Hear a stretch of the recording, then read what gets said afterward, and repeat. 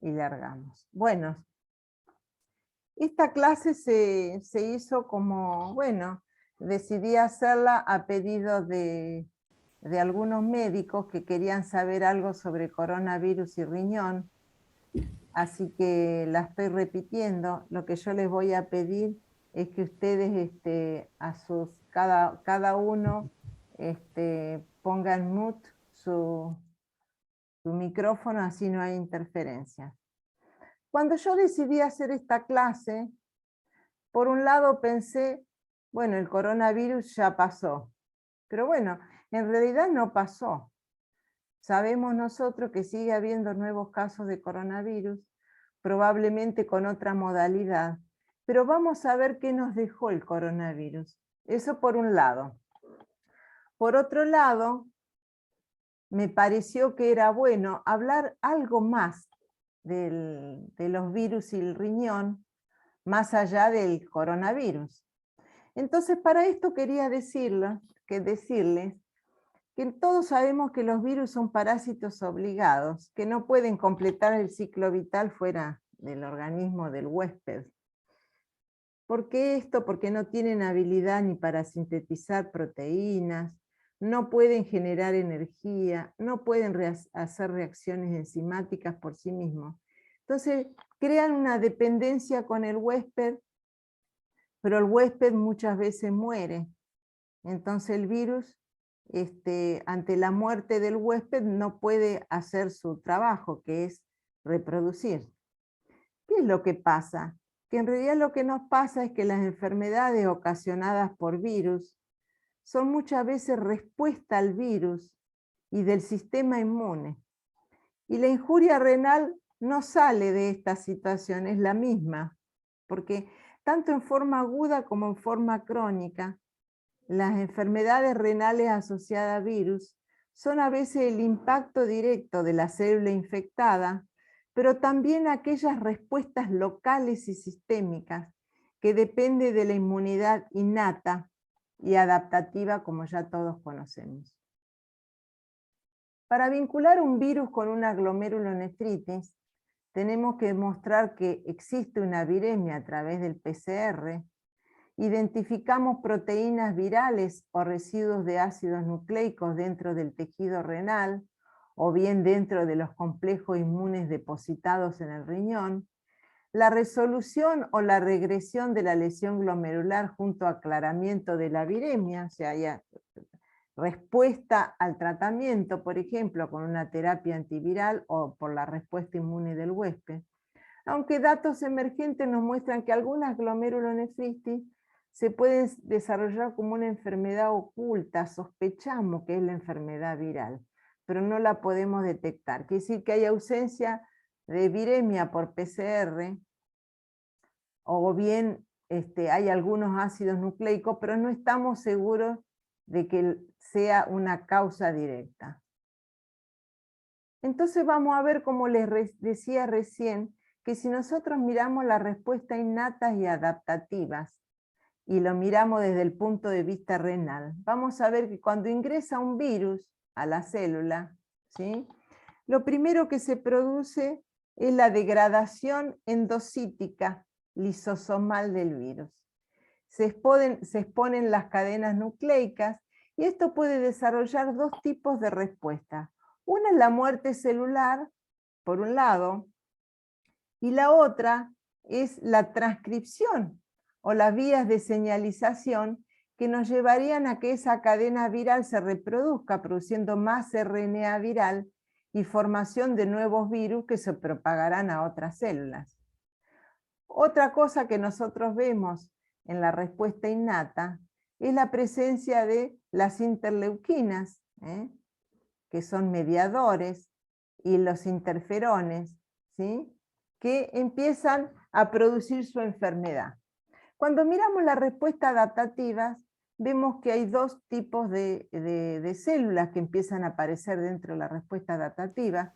Por un lado, las células B, con la producción de anticuerpos, y por otro lado, las células T, que se empiezan a reclutar como consecuencia de estas interleuquinas o quimoquinas, que que reclutan células B y células T, polimorfonucleares, etcétera, produciendo una amplificación de todo este mecanismo de respuesta. Y cuando vemos nosotros qué le pasa a la célula T, vemos que la célula T puede, junto con la B y la producción de inmunocomplejo, producir un proceso inflamatorio agudo.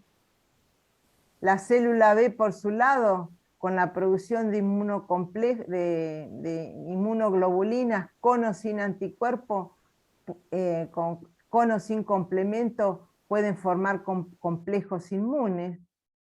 Mientras que la célula B también vemos que mediado por esta célula T, Doc, discúlpame, Doc. Sí. ¿Sabés que no se ve las diapositivas? Es como que está solamente en la primera diapositiva donde está la presentación de la clase. Yo no sé si... Ahí sí, como que van pasando. Ahí pusiste la tercera, capaz. A ver, vamos a ver si puedo... Capaz que solamente a mí que no me va pasando. No, puede ser. Es lástima que no me lo has dicho. Fíjate ahí que estás viendo. Ahí veo la tercera, sería la tercera.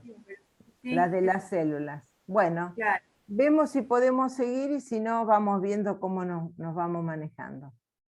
Dale. Entonces, las respuestas celulares que afectan al riñón, ya ahí vamos viendo cómo tanto la respuesta innata como adaptativa ya enferman en la célula renal, y la adaptativa fundamentalmente la célula B con la T, con la producción de complejos inmunes, pueden producir glomerulonefritis, y también la nefritis intersticial, que se produce muchas veces por la célula T y la célula B, y acá ya aparece algo que hemos escuchado mucho, que es la tormenta de citoquinas, que puede producir tanto nefritis intersticial, fallo multiorgánico, o directamente la muerte celular mediada por células T. ¿Sí? Entonces vemos que, en definitiva, el riñón puede tener un proceso inmune, que puede dar una enfermedad renal crónica, como dice allí, puede haber un proceso intersticial nada más, un proceso inflamatorio intersticial, y puede haber muerte celular con la presencia de cicatriz, proliferación y desdiferenciación. ¿Pasó la próxima diapo? ¿Pasó, chicos, la diapo? No, Doc, está en la tercera. Sigue estando en la tercera.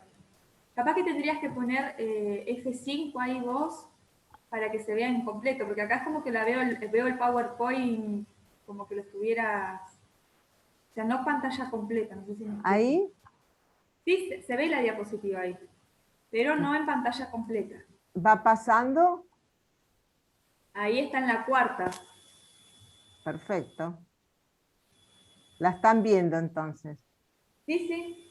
Es así entonces que una de las clasificaciones del compromiso renal producido por virus la tenemos acá en esta diapositiva, donde vemos que una enfermedad glomerular puede ser aguda, subaguda o crónica producida por virus. Entonces miramos y vemos que muchos de los virus que conocemos nosotros que producen enfermedad, incluso banales, como un parvovirus B19, un coxsackie, enterovirus, como el virus de la hepatitis A, pueden producir glomerulonefritis. Todo este tipo de glomerulonefritis estaría dentro del grupo de las glomerulonefritis agudas. Y vemos que algunos de estos virus también pueden producir glomerulonefritis subaguda, de evolución más crónica, y acá ya aparecen la hepatitis B y la hepatitis C, la hepatitis E también, el parvovirus, a veces en huéspedes inmunocomprometidos o en huésped no inmunocomprometido, puede producir una enfermedad glomerular. Y después están todos los procesos inflamatorios crónicos que se suelen ver en la hepatitis B, el HIV, que esto ya es más conocido por la población médica. Entonces miramos que cuando miramos las nefropatías causadas por virus, nos encontramos que hay glomerulonefritis aguda, producida por un montón de virus que no sabíamos que producían glomerulonefritis, con toda la clínica de la glomerulonefritis. Fíjense, el Epstein-Barr, el sarampión, la fiebre amarilla, la hepatitis, el parvovirus, que es una enfermedad banal en los niños, puede producir un proceso nefrítico agudo, compatible con una glomerulonefritis. Las glomerulonefritis crónicas, como la hepatitis B, la C y los HIV y el parvovirus también. Y después nos encontramos que las nefritis intersticiales, que ya no comprometería el glomérulo, sino el intersticio renal, nos encontramos que hay una serie de virus, como el Hanta, ¿sí?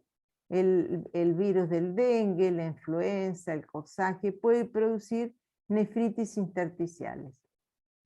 En este Core Curriculum del 2008 nos dice que los mecanismos por los cuales se pueden enfermar el riñón puede ser por efecto citopático directo, puede ser por la formación de complejos inmunes in situ adentro del mismo riñón. El antígeno va y se dirige al anticuerpo que está plantado en el riñón y produce la lesión, por complejos inmunes circulantes que van y se depositan en el riñón, pero también hay otros mecanismos que son la nefritis túbulo-intersticial, como acabamos de ver,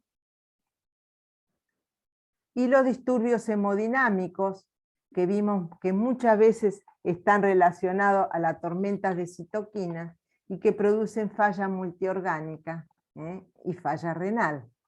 También encontramos que el riñón se puede ver comprometido en algún tipo de enfermedad donde tanto el virus compromete el hígado como el riñón, la rhabdomiolisis producida por algunos virus, y finalmente la nefrotoxicidad producida por agentes antivirales. El COVID no escapa de todas estas formas de presentación y de toda esta fisiopatología que acabamos de describir. Cuando miramos insuficiencia renal aguda y COVID, nos encontramos que la injuria renal aguda es una complicación común entre los pacientes hospitalizados, con una frecuencia que uno dice que va del 0,5 al 80%, con una gran dispersión, y ahora vamos a ver por qué hay tanta dispersión cuando vemos la cantidad de pacientes que hicieron insuficiencia renal aguda con coronavirus. Y conocemos, o más o menos sabemos, que las etiologías en general son prerrenal en un 10%, que hay lesión tubular aguda en el 60%, sabemos que el coronavirus puede producir una glomerulopatía, que puede producir microangiopatía trombótica, trombosis en los capilares, y también que el tratamiento del coronavirus puede afectar al riñón. Entonces nosotros decimos que la patogenia es multifactorial. Si alguien nos preguntara cuál es la patogenia de la insuficiencia renal del coronavirus, nosotros diríamos que es multifactorial, y esto lo vamos a ver en esta diapositiva, donde vemos que la hipovolemia tiene un rol importante, ¿sí? Doc, se sigue viendo la cuarta diapositiva nada más,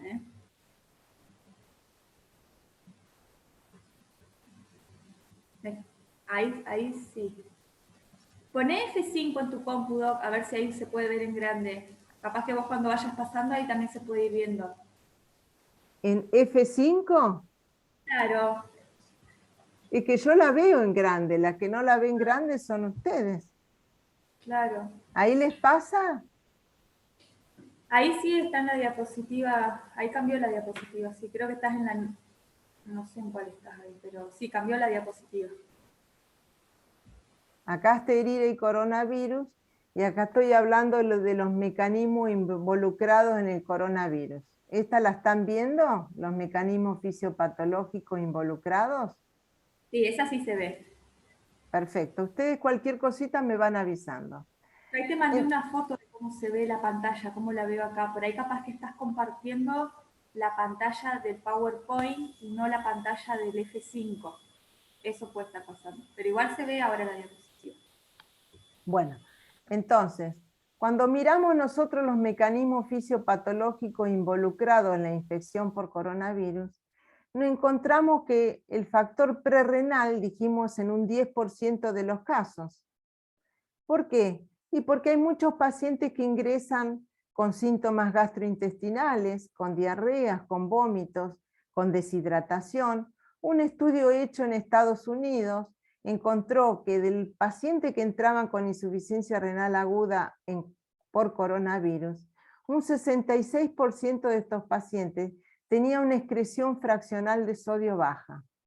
Cuando miramos nosotros la injuria tubular aguda, que estaría dentro de digamos, segundo grupo, porque el colapso circulatorio produce injuria renal aguda, nos encontramos que la causa isquémica o la injuria tubular tóxica se produce en general por shock, más producido, muchas veces por depresión de volumen, pero también por liberación de citoquinas, como bien expresa ahí. También encontramos que hay rhabdomiolisis, encontramos que puede haber, como dijimos hoy, un estado de hipercoagulabilidad que da una microangiopatía trombótica, la nefropatía por mioglobina, ¿sí? Y quiero darle un especial rol a lo que se llama el estado de inflamación provocado por citoquinas. Todos sabemos que las citoquinas es considerada una amenaza de fallo de órgano, donde hay una rápida proliferación, donde hay hiperactividad de las células inmunes, las células T, los macrófagos, las natural killer, que aumentan mucha producción de mediadores químicos, que son las citoquinas inflamatorias. Tanto el COVID como otras enfermedades producen liberación de citoquinas, entre ellas la interleuquina 6, que es la que está asociada mucho a insuficiencia renal aguda en contexto de COVID, y que nosotros vemos en este grupo de pacientes un marcado aumento de los reactantes de fase aguda, donde hay linfopenia, donde hay trastornos coagulopáticos, donde hay una serie de patologías asociadas al coronavirus. No sé si pueden ver esta diapositiva del estado de hiperinflamación. El estado de hiperinflamación, que todos hemos escuchado y hemos visto,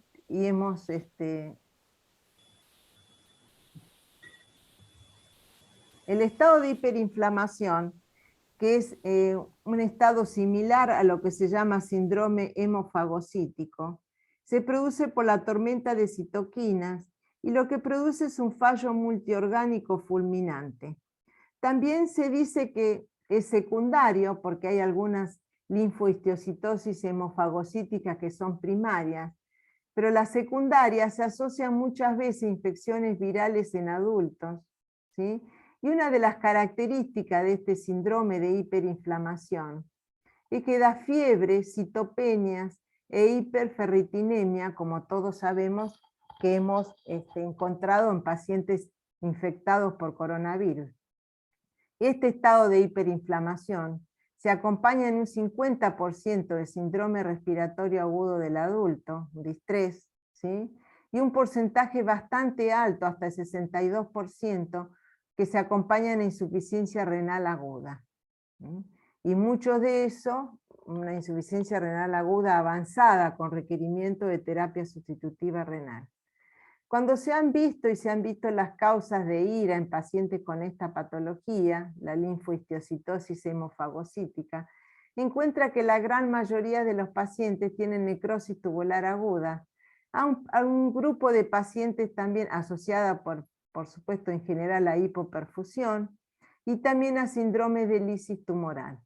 A posteriori vamos a hablar algo de las glomerulopatías asociadas al coronavirus, pero en estos pacientes que tienen un estado de hiperinflamación, donde se ha visto que la interleuquina 6 cobra un valor muy importante, pareciera ser que esta sobreproducción de citoquinas media una diafonía entre el pulmón y el riñón que conduce a un daño bidireccional.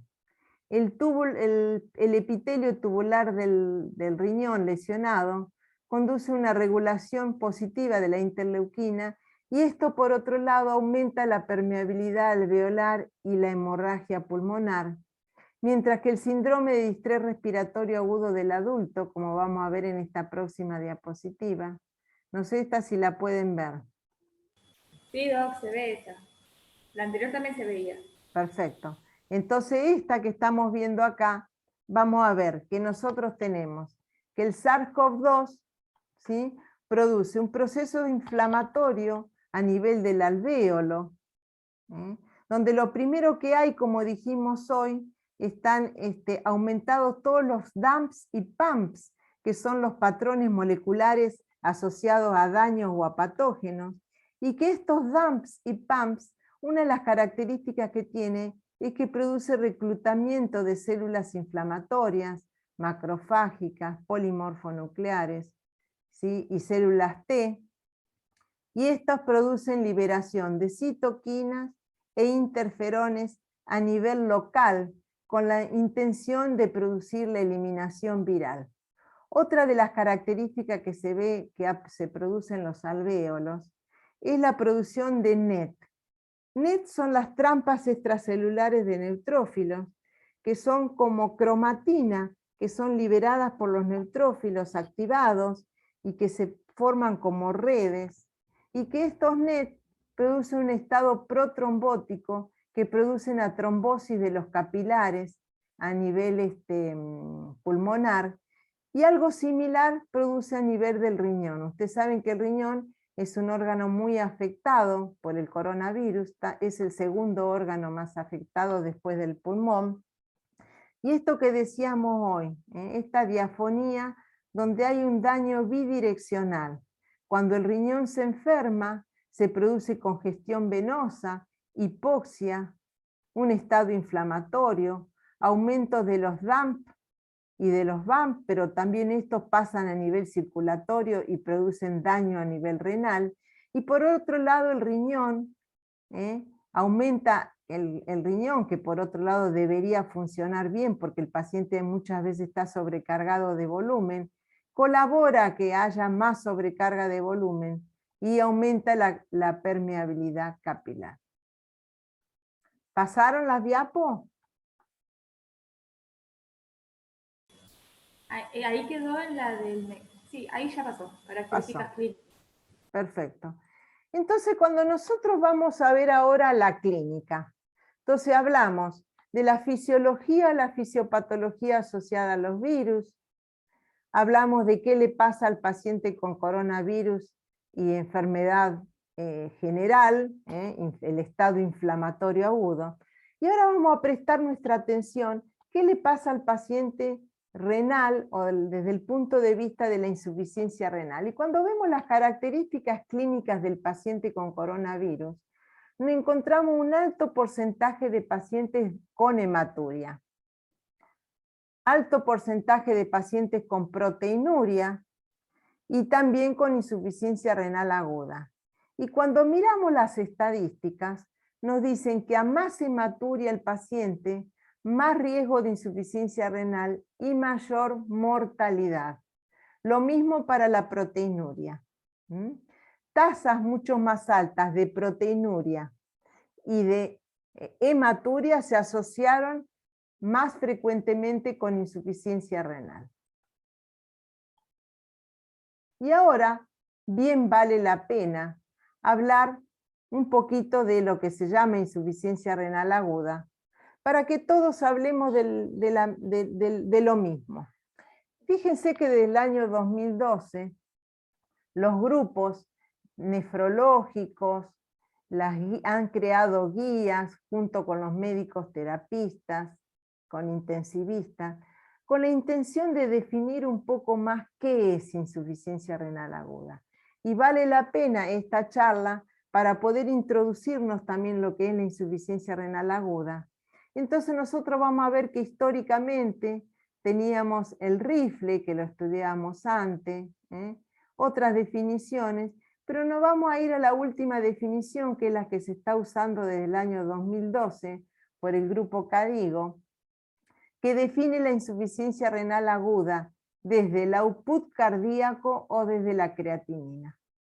Entonces nos vamos a ver que el estadio 1 de insuficiencia renal es cuando la creatinina, si conocemos el valor de ingreso, ¿sí?, aumenta en 1.5 veces a 1.9 veces el valor basal en los 7 primeros días, o cuando la creatinina aumenta como valor absoluto, igual o 0,3 miligramos por decilitro dentro de las primeras 48 horas. Cuando vamos a ver la definición de estadio 1 de insuficiencia renal aguda por output cardíaco, vamos a ver que menos de 0,5 mililitros kilo hora por 6 a 12 horas, que corresponderían más o menos a unos 200 mililitros en 6 horas, nosotros diríamos que nos encontramos en estadio 1. El estadio 2 tiene una definición por output cardíaco y por creatinina, cuando la creatinina sube de 2 a 3 veces el valor basal, y el estadio 3, cuando la creatinina sube 3 veces el valor basal, si es que tenemos una creatinina basal, si no se toma la última creatinina conocida, si es posible en el último mes antes de ingreso del paciente, o directamente en valor absoluto, más de 4 miligramos por decilitro, o el requerimiento de terapia renal. ¿Para qué nos sirve definir a nosotros? Nos sirve para poder hablar del mismo idioma, y que todos, nosotros hablábamos hoy y decíamos qué dispersión que hay cuando dice que la insuficiencia renal aguda en los pacientes con coronavirus va del 0,5 al 80%. Eso es porque hay que tener las mismas definiciones para poder hablar de lo mismo, y ellos pensemos que algunos están hablando de estadio 1, algunos están hablando de pacientes internados en salas generales, otros internados en terapia intensiva, y obvio que esto ha ido cambiando con el tiempo, porque bueno, los pacientes con coronavirus al principio no se internaban, después empezaron, al principio se internaban todos, después no se internaban ninguno, y fíjese por qué es tan importante estadificar al paciente con insuficiencia renal aguda, por la sobrevida hospitalaria. Entonces viene bien estadificarlo. Por un lado, para que hablemos todos del mismo idioma. Hablamos estadio 1, sabemos que es estadio 1. Pero aparte, porque no es lo mismo un paciente que no hizo insuficiencia renal aguda o injuria renal aguda, que un paciente que hizo un estadio 1, un estadio 2 o un estadio 3, fíjese cómo baja la sobrevida hospitalaria. Quiere decir que es muy útil. Y cuando miramos acá, por ejemplo, en esta diapositiva, y decimos, es tomando el estadio más avanzado de la insuficiencia renal, que el estadio 3, y miramos las características de estos pacientes, nos vamos a encontrar que hay diferencias notables en la estancia hospitalaria en un paciente con un estadio 3. La estancia dentro de la hospitalaria es esta, la estancia dentro de la terapia intensiva, pero vamos a ir a la mortalidad, que es lo que más nos interesa. Y en este momento no estoy hablando de COVID, estoy hablando de insuficiencia renal aguda, que es para meternos un poco en el tema y después pasar al COVID. Fíjense que cuando hablan de mortalidad hospitalaria en pacientes estadio 3 de injuria renal aguda, encontramos que la mortalidad hospitalaria es del 32%. Fíjense a los 30 días, es más o menos la misma, a los 90, pero fíjense este dato, qué importante.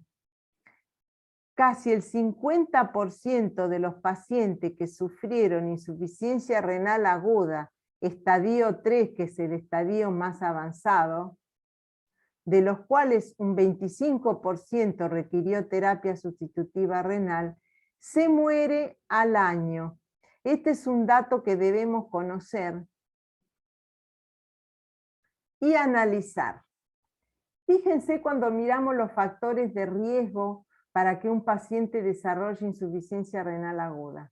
Todos los conocemos, es la edad, la raza, los factores genéticos, la presencia de otras comorbilidades.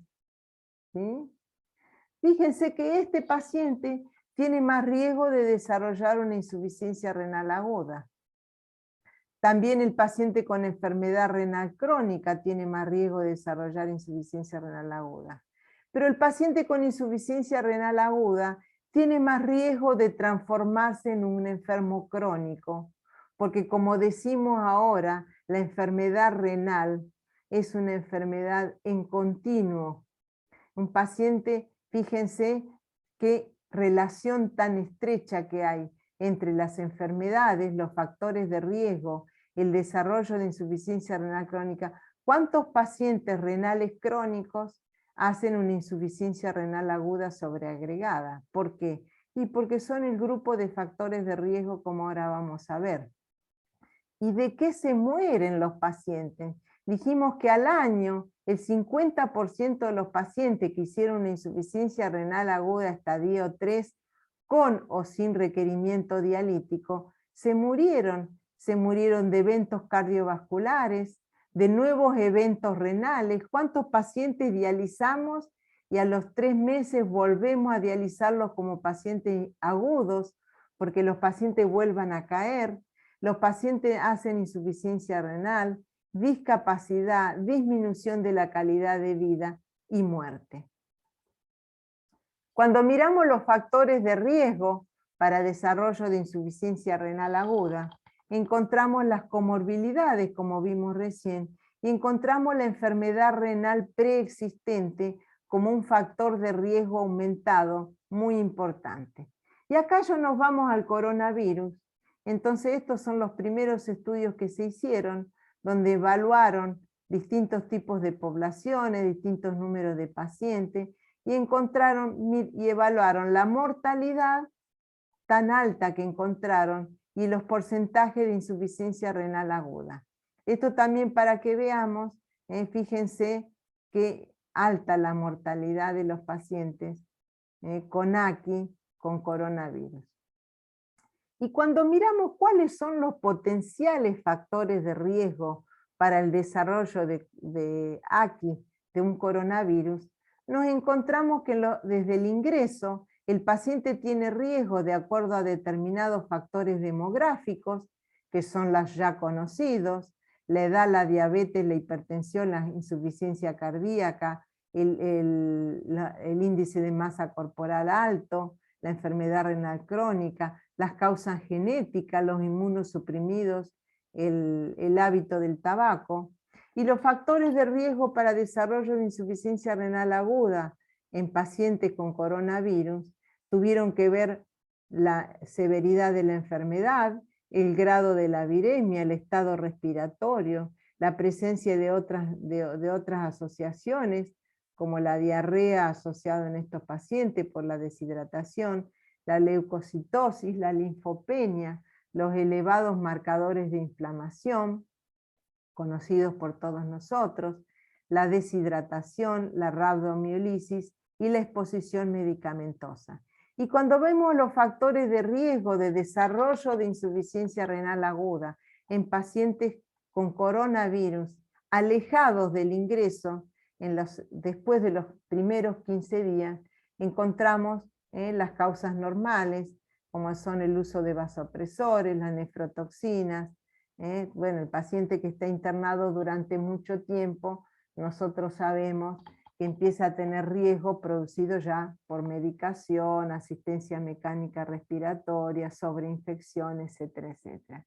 Y fíjense qué interesante el paciente.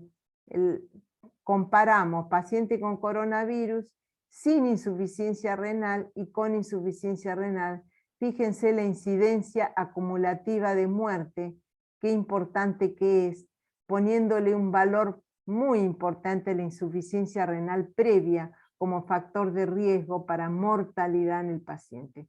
Fíjense, este es un estudio hecho con 10.000 pacientes admitidos con coronavirus en Estados Unidos, y evaluaron la diferencia entre que el paciente no tenía AQI, con AQI y AQI con terapia sustitutiva renal, y evaluaron la mortalidad. Si no tenían AQI, la mortalidad general era de 10%, con AQI no dicen qué estadio, puede ser estadio 1, 2 o 3, era del 31%, Y fíjese qué alto fue el porcentaje de pacientes con AQI que desarrollaron o requirieron terapia sustitutiva renal. Pero hay otro dato muy importante, un 30% de los pacientes que se recuperaron del coronavirus, que necesitaron diálisis, quedaron con diálisis permanente. En esta diapositiva del American Journal, fíjense qué interesante, nos muestran la mortalidad, la sobrevida y los pacientes muertos sin AQI, fíjense en los pacientes muertos, fíjense con AQI, estadio 1 a 3, la mortalidad como sube, y fíjense estadio 3 con estadio 3 de AQI, no dice si requirieron o no diálisis, fíjense cómo la mortalidad sube a más de un 75%. Esta es la misma diapositiva. La conclusión final del estudio es que los que sobrevivieron a AQI 3D, 30% permaneció en diálisis al alta, y la enfermedad renal crónica fue el único factor negativo para esta finalización del paciente. Esta es la estancia hospitalaria también. Y vamos a ver esta diapositiva que me parece interesante, porque cuando nosotros decimos el paciente con insuficiencia renal aguda tiene más riesgo de muerte, fíjense, si tomamos otros parámetros renales que no son la insuficiencia renal aguda, como la proteinuria, la hematuria, también vemos el riesgo acumulativo de muerte en estos pacientes. Que si que un paciente que tiene hematuria, que ahora vamos a ver, o proteinuria, fíjense cómo aumenta la muerte, el riesgo de muerte, lo mismo, bueno, para la urea, para la creatinina, ¿no es cierto? Y acá vamos a ver esta diapositiva, donde estos son pacientes con AQI, es el mismo trabajo que les acabo de mostrar. Fíjense la proteinuria cuando es negativa, cuando tiene una cruz de proteinuria, fíjense entre 2 y 3 cruces, el riesgo relativo de muerte aumenta 10 veces sobre el 1, el riesgo. Y fíjense cuando hay hematuria, de 2 a 3 cruces, como también aumenta 12 veces el riesgo de muerte de un paciente. Y sí que hay otros parámetros, acá en este gráfico se puede ver mejor, este es el 1 para riesgo, y fíjense el paciente con hematuria, cómo aumenta el riesgo, y con proteinuria cómo aumenta el riesgo, y por supuesto también el estadio 3. Este gráfico, que es muy interesante, que se los quiero compartir, es todos los pacientes con injuria renal aguda y coronavirus. Nos encontramos, acá tenemos el clearance de creatinina, acá tenemos la creatinina, vemos que a medida que baja el clearance aumenta la creatinina, como es lógico, pero vemos que hay estadios subclínicos, como dijimos recién, que pueden ir avanzando hacia el AQI, y vemos también algunos biomarcadores que pueden empezar a aumentar y nos indican que el paciente va desarrollando una insuficiencia renal aguda. Vemos también, como dijimos recién, el valor de la proteinuria y hematuria como marcadores de progresión de insuficiencia renal. Fíjense que cada vez que nos venimos a este lado vemos severidad de enfermedad. Y acá vemos un grupo de pacientes que desarrolla insuficiencia renal crónica avanzada, que le aumenta la creatinina en forma muy importante, y se vio que este grupo de pacientes son aquellos que han perdido la reserva funcional renal. ¿Quiénes son los que pierden la reserva funcional renal y que tienen más riesgo de desarrollo de insuficiencia renal avanzada? Los pacientes con insuficiencia renal previa y los pacientes más grandes. Y ahora vamos a ver qué pasó con los pacientes biopsiados, porque la mayoría de los pacientes que nosotros hemos visto no son pacientes que se han biopsiado. ¿Por qué? Porque los caratulamos con una necrosis tubular aguda en el contexto de una falla multiorgánica y no lo hemos biopsiado. Pero bueno, hay pacientes biopsiados, hay mucha biopsia hecha en pacientes con necropsias, y encontraron que la lesión más común es la necrosis tubular aguda, la lesión tubular aguda.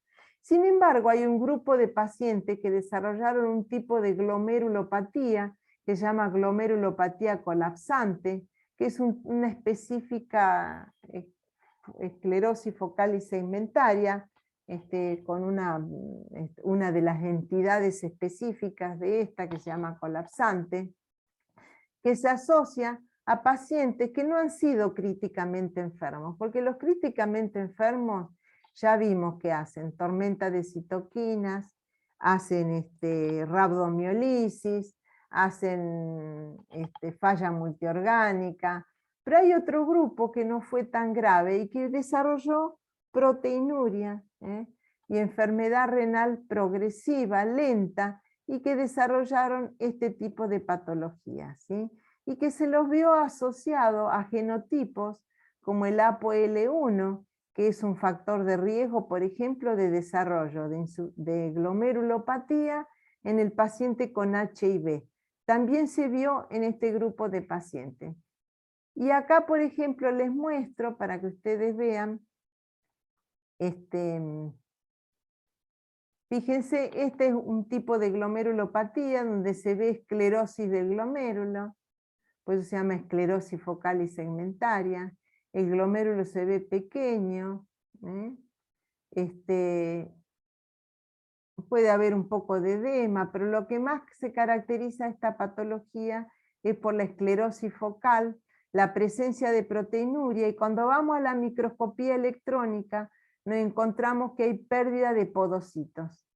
Quiere decir que así como nosotros vimos que hay lesión tubular producida por el coronavirus, también hay lesión podocitaria, y como el podocito está en el glomérulo, y cuando el podocito se enferma da proteinuria, esta es la característica más importante del paciente con esclerosis focal y segmentaria. Acá en este trabajo, bueno, les mostraba recién un trabajo de 47 pacientes hecho por los franceses, pero en general lo que encontraron en los cohortes es que casi todos los pacientes tenían biopsiados necrosis tubular aguda, algunos microangiopatía trombótica, fíjense, nefropatía por cilindros de mioglobina, en caso de rhabdomiolisis, algún tipo de glomerulonefritis crescéntica o rápidamente evolutiva, y alguna de la patología colapsante, que es la esclerosis focal y segmentaria, como les acabo de nombrar. También el rol de las nefrotoxinas, como dijimos nosotros, se veía más bien en el paciente después de los 15 días de internado, y vemos que dentro del rol de los antivirales, el remdesivir fue uno, junto con los antibióticos como la banco, aminoglucósido y colistin, los que producían enfermedad. Quiere decir, y ya con esto para ir terminando, que los factores que contribuyeron al desarrollo de insuficiencia renal aguda en un paciente con coronavirus tuvieron que ver con inflamación local, infección viral directa, hipoxia por hipoperfusión, nefrotoxicidad e injuria por nefrotóxicos, injuria vascular por endotelitis y microtrombos, microangiopatía trombótica, la glomerulopatía colapsante, la injuria intersticial aguda. Y los factores sistémicos asociados al SARS-CoV-2, vimos que cuando se enferma el riñón, el pulmón, y se produce distrés respiratorio, tiene un efecto sobre mayor hipoxia renal. Vimos que cuando hay una miocarditis asociada al SARS-CoV-2, se produce un síndrome cardiorrenal con más riesgo de injuria renal, la rhabdomiolisis, fíjense, la microangiopatía trombótica, las tormentas de citoquina, quiere decir que hay factores locales y factores sistémicos. Y esto no vamos a dejar de mencionar la sepsis, como decíamos hoy, y este estado de hiperinflamación, que es una de las causas más importantes de insuficiencia renal aguda. Cuando las controversias que existieron fue si había una lesión renal directa, porque en algunos casos se encontró la partícula viral, el virus o el ARN dentro del túbulo renal, y y finalmente las conclusiones de algunos de nuestros trabajos, yo traje uno, es que basado en la evidencia colectiva, las terapias que mejoraron la estabilidad hemodinámica y la oxigenación, que actuaron sobre el complemento, son las que más tuvieron efecto sobre la insuficiencia renal aguda, por lo cual creen que la replicación viral y la toxicidad directa del virus puede haber tenido poco valor. Cuando nosotros decimos qué técnicas vamos a usar para tratar los pacientes con insuficiencia renal aguda, vamos a ver que la mayoría de nosotros hemos usado lo que se llama hemodiálisis intermitente. ¿Por qué? Porque es ampliamente disponible, ¿sí? Porque es lo que tenemos, porque la sabemos usar. Sin embargo, todas estas técnicas que se llaman técnicas continuas, por eso esto se llama hemodiálisis intermitente, y estas técnicas de reemplazo renal continua, que serían la hemofiltración y otras técnicas parecidas a la hemofiltración, han tenido un valor muy importante en estos pacientes, especialmente los que tienen inestabilidad hemodinámica, porque todos sabemos que la hemodiálisis intermitente, el riesgo de la inestabilidad hemodinámica. Sin embargo, fíjense que la diálisis peritoneal ha tenido una importancia muy importante, y cuando vemos los consensos de cuáles son las terapias que tenemos que usar en pacientes con coronavirus, lo que nos dice el consenso es que tenemos que usar de acuerdo a lo que yo les decía recién: la experiencia del grupo tratante, la disponibilidad de las terapias, siempre sí, como dice acá, evaluando los estados de hipercoagulabilidad, porque el riesgo es la coagulación del circuito extracorpóreo en los pacientes con coronavirus. También se usaron algunas técnicas de purificación, como decíamos hoy. Fíjense que se usaron técnicas como la de hemoperfusión para remover algunas moléculas inflamatorias, como los DAMPs y los PAMPs, también en pacientes, no solamente pacientes con sepsis, sino pacientes con sepsis y coronavirus. También se usaron las terapias de plasmaféresis, y otras terapias, como dice ahí, continuas, donde se usó no solamente la difusión y la convección, sino las técnicas de adsorción, que son un tipo de membranas como el polimetilmetacrilato, que son membranas con poros largos y que absorben algunas partículas virales. Bueno, finalmente, nada más, con esto me despido. Lamentablemente no les pude mostrar bien las diapositivas en forma completa.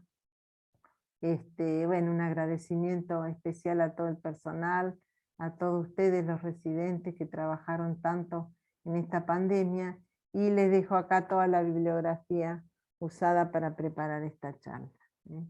Bueno, nada más, no sé si alguien quiere hacer alguna preguntita.